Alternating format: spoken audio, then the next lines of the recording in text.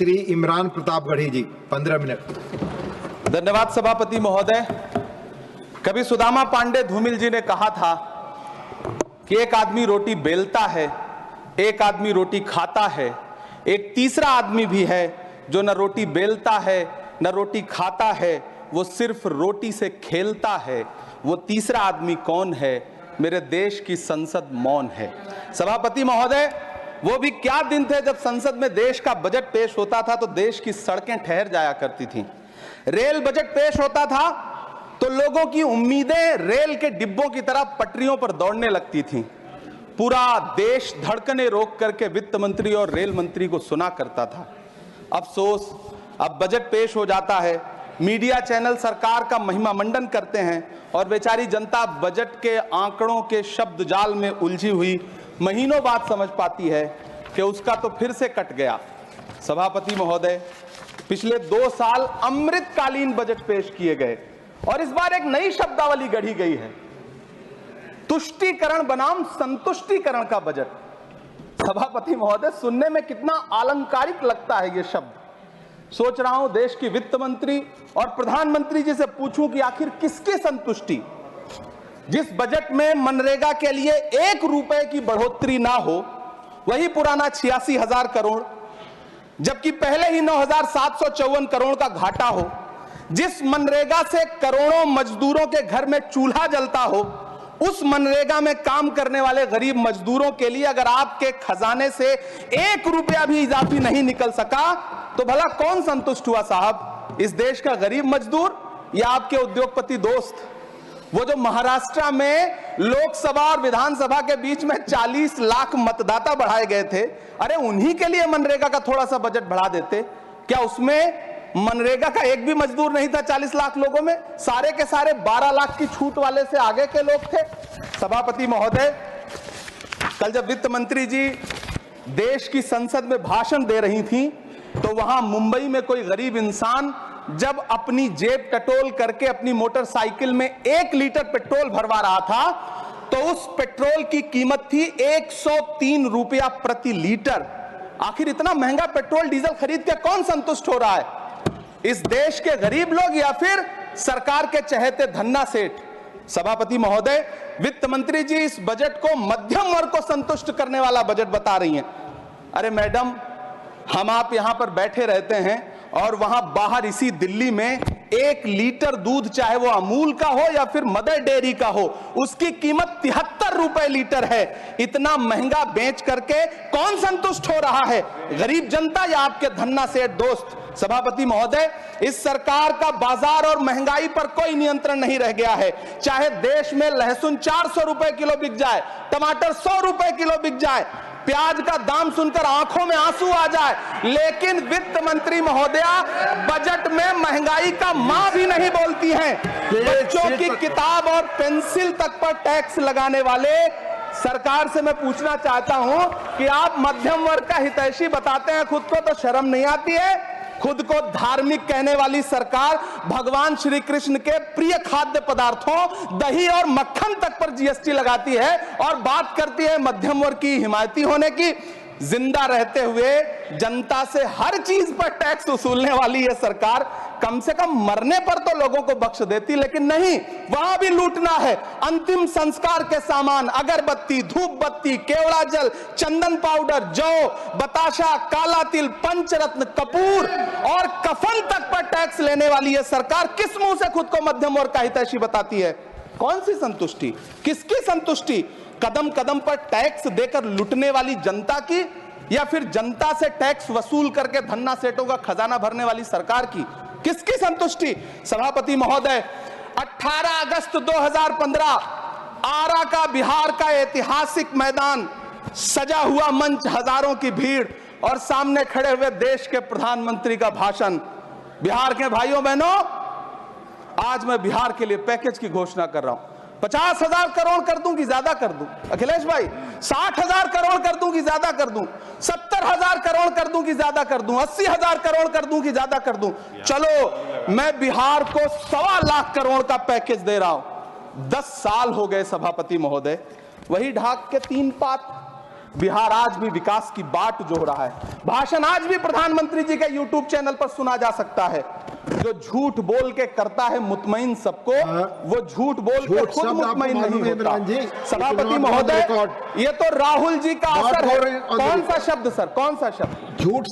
ठीक है सर, मिथ्या बोल करके, जो मिथ्या बोल के करता है मुतमईन सबको, वो मिथ्या बोल के खुद मुतमईन नहीं होता। ये राहुल जी का असर है। जो मखाना बोर्ड की घोषणा हुई, अखिलेश जी आपको याद होगा, भारत जोड़ो न्याय यात्रा में 30 जनवरी 2024 को बिहार के रंगभूमि मैदान में राहुल गांधी जी का पूर्णिया में भाषण था और उसमें मखाना को लेकर उन्होंने आवाज उठाई थी।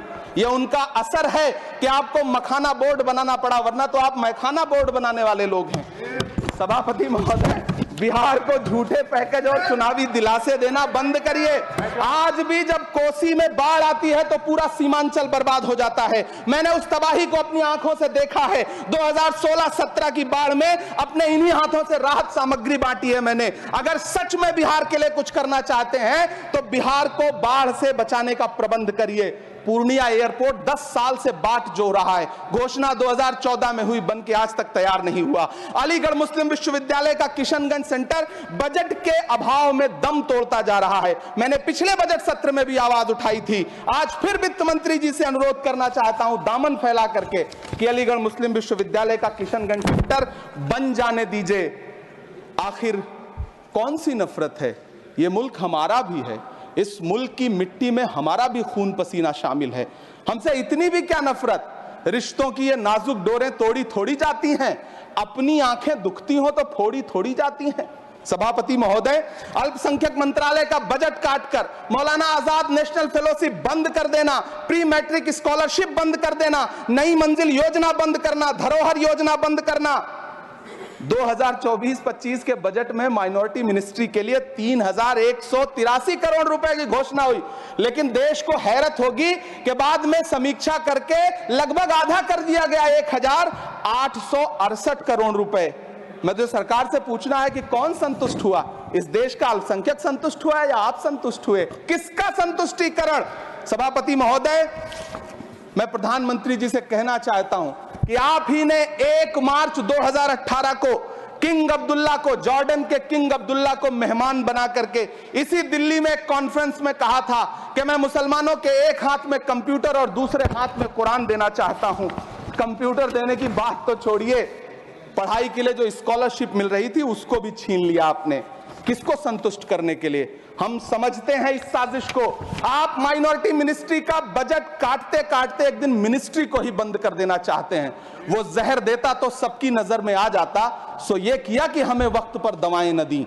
सभापति महोदय, मैं तो वित्त मंत्री जी से पूछना चाहता हूं आपके माध्यम से कि शायद आपको पता ही नहीं है कि गृहस्थी चलाने वाली एक गृहिणी की मुश्किलें क्या क्या होती हैं। आपने कभी सोचा भी नहीं होगा कि जब वो किचन में सब्जी बनाने के लिए कढ़ाई में तेल डालती है तो उसके साथ उसके आंसू भी गिरते हैं। सभापति महोदय, शायद उन्हें पता भी ना हो कि एक छोटी सी गाड़ी और एक छोटे से फ्लैट का EMI भरने के बाद इस देश का एक गरीब इंसान जब अपने बच्चों की फीस भरने के बारे में सोचता है तो उसे कितनी खुशियों का गला घोंटना पड़ता है। शायद उनको पता भी नहीं है कि फसल बेच करके बिटिया की शादी का सपना सजाने वाला किसान जब अपनी फसल बर्बाद देखता है तो कितनी रातें सो भी नहीं पाता है। सभापति महोदय, शायद वो कभी इस पीड़ा को समझ ही नहीं पाएंगी कि परिवार के किसी एक सदस्य को कैंसर जैसी बीमारी हो जाए तो घर और जमीनें गिरवी रख उठती हैं लेकिन इलाज नहीं हो पाता। सभापति महोदय, इसी देश की संसद में कभी स्वर्गीय सुषमा स्वराज जी ने कहा था कि जब देश की करेंसी गिरती है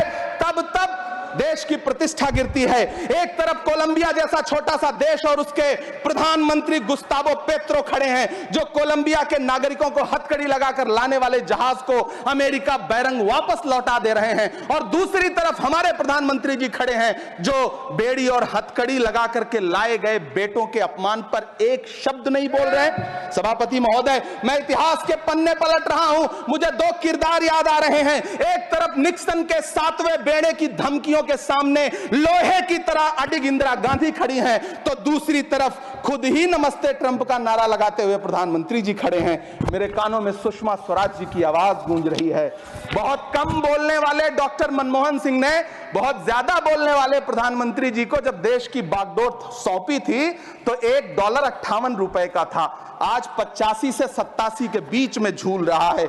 इन दिनों रुपए की अहमियत गिरती है तो न तो देश की प्रतिष्ठा गिरती है, ना प्रधानमंत्री की गरिमा।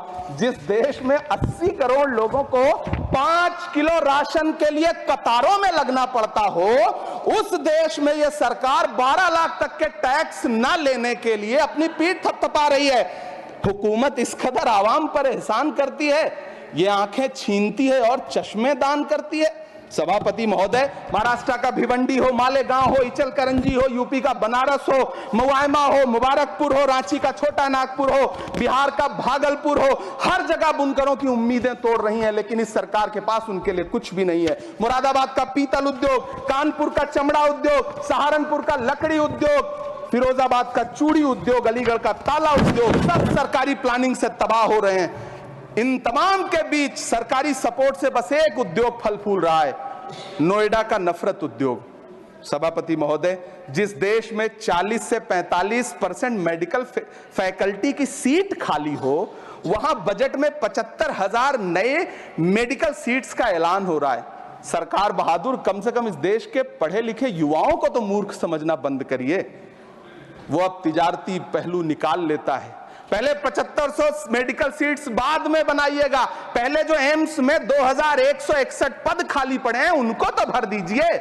वो अब तिजारती पहलू निकाल लेता है। मैं कुछ कहूं तो तराजू निकाल लेता है। मैं इसलिए भी तेरे फन की कद्र करता हूं तो झूठ बोल के आंसू निकाल लेता है। सभापति महोदय, फिर झूठ आया है, मैं उसे मिथ्या कर दे रहा हूं। शायरी में बार बार आ जाता है, क्या करूं महोदय।